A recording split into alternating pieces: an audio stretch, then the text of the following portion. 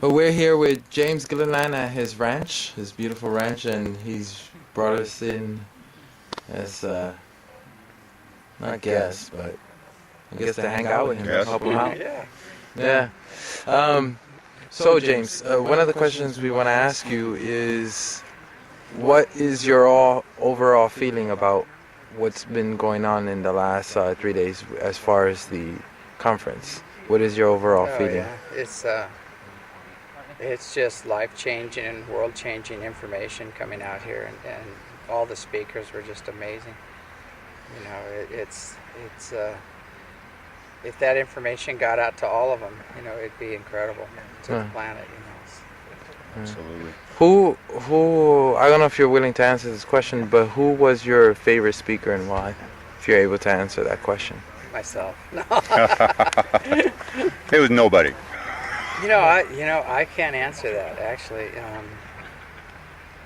They're all just like amazing.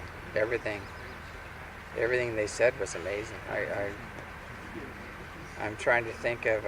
They're all different, but they're all top, in their field, and the information that came through everybody here was just amazing. So it's hard to. I couldn't even answer that question. Just like every speaker was great. Yeah. When you were doing the panel, there were a lot of people saying that they were seeing, without anything, people who normally say they don't see things were seeing like auras on the panel guests, orbs. Yeah. Did you experience seeing anything? Yeah, I did. I saw lights on both sides. My eyes, there's just lights flashing. And there's beings up on stage, like light beings, huge light beings, up on stage. And what was interesting is they're getting photographs of these. Some people got some amazing photographs of these huge orbs, light spheres, over the heads of the people on the panel. So there's some really good footage taken or photos, I should say, taken of some of those anomalies. I think that energy that was up there thinned the veil. Yeah. And, really thinned the veil. Yeah, exactly. Yeah, I had quite the experience there myself. I know when you get a panel like that, and you get a group of people that have the potential to really make change and change the planet. These other beings are standing right behind them. They're like cheerleaders. They're just going, yeah. People's higher selves and everything are stepping right in. So it's shows up on film quite a bit.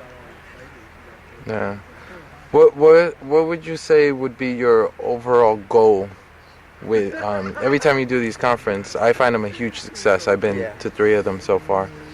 What is your overall goal? Overall goal? Yeah. Golf, whatever. Golf, yeah. What's your overall golf, James? Scratch. Yeah.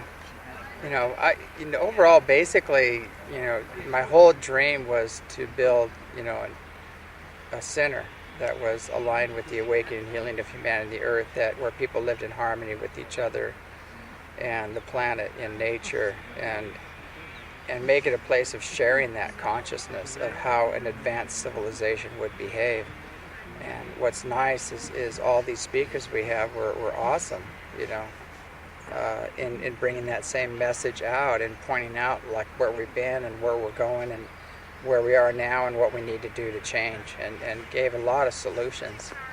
So it's right in line with my dream is really to bring solutions and to create a template of how people can live in harmony with each other and nature and live a very spiritual life, but also introduce the earth-friendly technologies and just keep a balance in everything we do.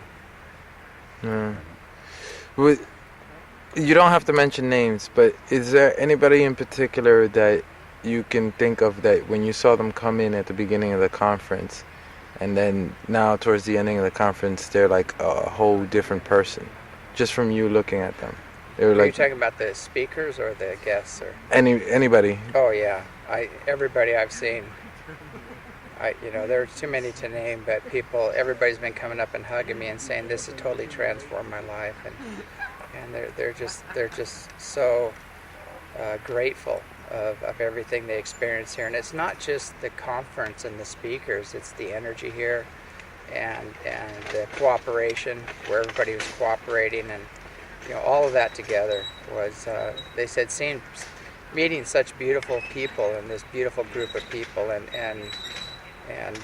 meeting the speakers as well, and the high integrity there, and the heartfelt connection there. I mean, everybody's just totally been transformed that I've seen. I haven't heard one person say this sucked or anything. Didn't hear anything like that. You suck. Yeah. Who knows? You never know. There's always a couple. I don't know if I want to take it to this, but I think I find it kind of important. When was it? We arrived Wednesday. It was either Wednesday or Thursday at 1:30 in the morning when the helicopter was like really low. Yeah. Is this something that happens common here, or is that just once in a while? It's not every day, but it's like probably once a month or so, or we'll get even that late night as it was. We'll get visits from black helicopters and strange helicopters. Some look like they've been retrofitted with all kinds of gear on them. I know people that work on, they're helicopter mechanics and in the Air Force, and they've seen these and seen the footage of them. They just said that what they told me is that they are part of a secret government or a rogue military outfit that has carte blanche. They come, they land, they fuel themselves. There's a rule, you can't go close to them. You can't go within 150 feet or so of them. Right? I'm not sure if it's yards or feet, but he said there's a protocol when they come in, and everybody clears the area and they fuel themselves and then take off, and nobody interacts with them at all. So it's we have tons of footage of them, flying over the ranch. And what's weird is when they come over, a lot of times you'll feel some crazy energy, like psychotronics. A lot of your computers all start malfunctioning. We've had phone lines and electronic equipment just blow up. It's just crazy stuff. Just recently, my whole radio station was taken out. Both the home broadcasting unit and the phones and everything. So it went through the power line and the phone line at the same time. Did you that night? Did you personally feel any attacks or anything? No, because as soon as I hear them, I kind of shield up. Right. As soon as I hear them, I start doing my own energy work and shield up. But definitely felt them. I saw one of them. I heard two, and then somebody else said there were two. But I saw one of them cut right across the back, right just above the trees, really close. Yeah. So let's finish up really quick with do you have a question? I wanted to get a question in the panel discussion, and wasn't able to quite get this in, but and I was in particular looking for your response to this question is, as above, so below. Many changes are taking place within humanity and our biosphere. Looking at what we've begun to understand about other dimensions and beings who exist in those dimensions, and also considering the societal structure of this world with the corruption, greed, violence, compartmentalization, etc. that we witness. I've asked myself, what, if any, changes are these other beings and dimensions going through at this time too?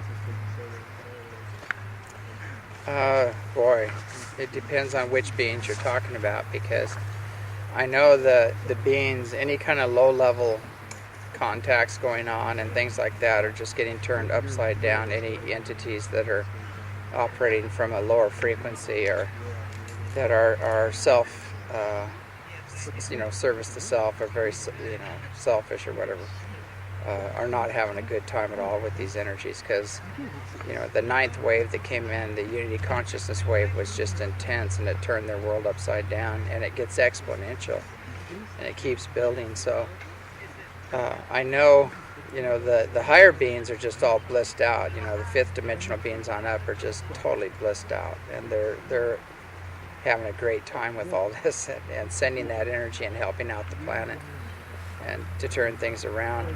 So are the higher beings, is this a preparation for them to take another step into another level themselves at this time? Do you sense that? Yeah, I think they're always evolving, and the higher you go up, the more into service you are. You shift into full service mode when you get at fifth dimensional and up. And so those beings are that's what they do. They're just in full service mode, and they're learning how to serve better, you know, and God knows what challenges we put them through. Right. So I'm sure they're learning all kinds of different ways of trying to help us without creating a dependency. And I'm sure they're evolving and learning just like we are. Yeah, I was gonna finish up with if you can teach us really quickly how to shield yourself against that, because me and one other person, I won't mention their name, felt like I felt a pain in my stomach that night. Oh, yeah. And he felt like someone was pushing his heart down, kind of thing. Yeah. So I think the first thing to do when you see them is not drop into fear, because then you're in their territory. And so if you drop into fear and judgment and all that other stuff, then they got you. You know? But what you do is, as soon as they come, you know, acknowledge who they are and what they have, what they're capable of, and everything. But you know, I just like call on the higher beings to come in immediately, and I don't get into any kind of attack mode or defense or whatever. I just call on the higher beings to come and shield and clear the energy out. It's automatic, you know, for me. But there's a lot of different ways of doing things. Mm. Right. Well, James, thank you very much for inviting us here, and thank you. Yes, thank you very much. And we look forward to our continued experiences out here with you. All right. Thanks for coming and filming and documenting All right. Yeah. what's going on here. Also, if you can maybe get one of those ships so I don't have to take any airplanes anymore, that would make it easier for me. Make it easier for me too. All right. Thank you, James.